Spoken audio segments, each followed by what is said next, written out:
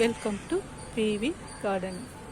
மாடித்தோட்டம்னாவே பூக்கள் இல்லைன்னா மாடித்தோட்டமே அழகாக இருக்காது. அதுவும் ரோஸ் செடின்னா சூப்பராக இருக்கும். இந்த ஃபுல்லாகவே ரோஸ் செடி தான் வச்சுருக்கேன்.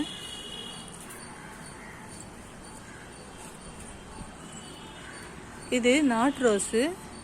நம்ம சீசனுக்கு எப்போவுமே வரக்கூடியது. டெய்லி 5-6 பூ கொடுத்துக்கிட்டே இருக்கோம். இது லாவெண்டர் எல்லோ முட்டு வச்சிருக்குது. இப்போ தான்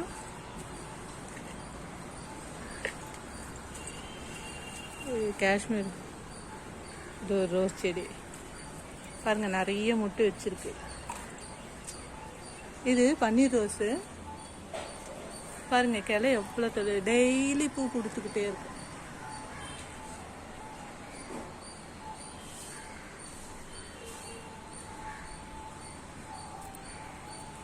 எவ்வளோ ஹைட்டுக்கு சின்ன தொட்டியில் தான் வச்சுருக்கேன். எவ்வளோ ஹைட்டுக்கு போயிருக்குது.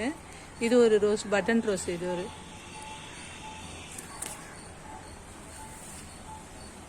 இதுக்கு மண்புழு உரம் அப்பப்போ கொடுத்துக்கிட்டே இருக்கணும். வாரம் ஒரு ஃபெர்டிலைசர் எதுனா ஒன்று கொடுத்துக்கிட்டே இருக்கும். அப்போ தான் ரோஸ் வந்து பூத்துக்கிட்டே இருக்கும். மண்புழு உரம், ஃபிஷ் அமூல்யம், பஞ்சகாவியம். இது நர்சரியிலேருந்து வாங்கி வச்சது. செண்டுப்பூ நிறைய வந்துக்கிட்டே இருக்கும்.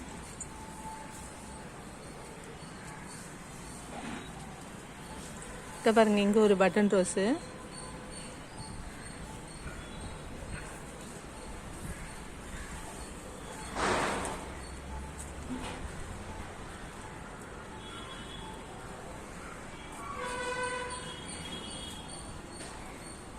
இந்த இலையெல்லாம் பழுத்த இலையெல்லாம் உடச்சி விட்டிங்கன்னா துளிர் விட்டுக்கிட்டே இருக்கும். நிறைய ரோஸ் வாங்கும் போதே நிறைய பிரான்ச்சஸ் இருக்குதா பார்த்து வாங்குங்க. பூ இருக்குதா பார்த்து வாங்காதீங்க. பூ இருக்குதா பெருசாக இருக்குதுன்னா பூ வரவே வராது. நிறைய கிளை நிறைய இருக்குதா பார்த்து வாங்குங்க. அப்படி வாங்கினீங்கன்னா நல்லா நம்ம எடுத்துகிட்டு வந்து வேறு பாட்டில் வைக்கும் போது சூப்பராக நல்லா வரும்.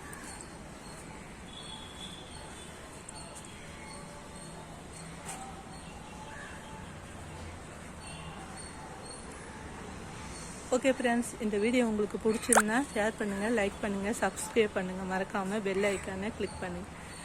Okay, bye. Happy gardening.